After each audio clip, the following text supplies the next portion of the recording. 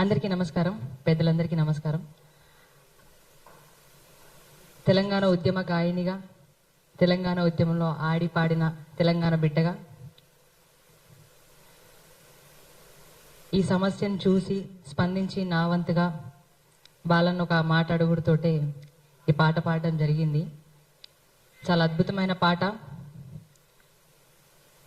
ఏ government అయినా ఎవరన్నా ఉండని పేదోళ్ళ ఉసురు కానీ ఆడబిడ్డల ఉసురు కానీ మంచిది కాదని నా అభిప్రాయం.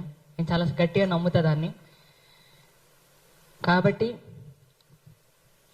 ఎంత కష్టపడితే ఇల్లు కట్టుకోగలుగుతామో, ఎంత కష్టపడితే బతకగలుగుతామో అనేది ఒక పేదనికి మాత్రమే తెలిసి ఉంటుంది. ఉన్నోళ్ళకి ఆ వాల్యూ తెలియదేమో అని నేను అనుకుంటా. అందుకోసమే కాయా కష్టం చేసి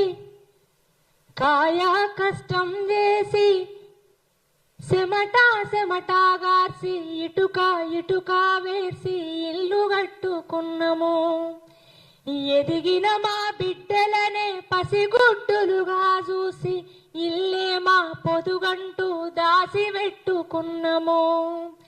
ఈ రాబందుల ఆకలికి మా గోడు సెదిరే, నీకున్నది రా తల్లి బాధ చూడే. చివరిసారి ఇల్లును చూసుకుంటమే, ఇంత ఇషమన్నా ఇయుర్రి చచ్చిపోతమే. ప్రతి ఒక్క బిడ్డ ఆడ పలికిన మాటలు ఇవి. ఒక్కసారి నా ఇల్లు నేను చూసుకుంటా, ఇదంతా బాధ ఎందుకు, మాకు కొంచెం విషమన్న ఇయుర్రి మేము చచ్చిపోతాము, ఎంత కష్టపడితే మేము ఇలా ఇల్లు కట్టుకున్నాము అని ఎంతో మంది ఆ విధంగా ఏడ్చిరాడ. మన కళ్ళతో చూసినాం కూడా. అందుకే అంటున్నాం, చివరిసారి ఇల్లును చూసుకుంటమే, ఇంత ఇషమన్నా ఇయుర్రి చచ్చిపోతమే. నువ్వు కూల్చేది ఇల్లు కాదురా, నెత్తుటి ముద్దల్లా మా వల్లేరా. ఇది పేదోని కలగదరా, అసలు నీకెట్టా న్యాయమయ్యేరా.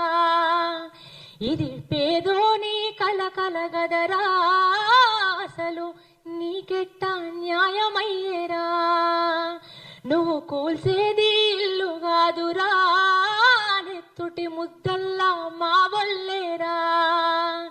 ఇది పేదోని కలగదరా, అసలు నీకెట్లా న్యాయమయ్యేరా. Thank you Madhu.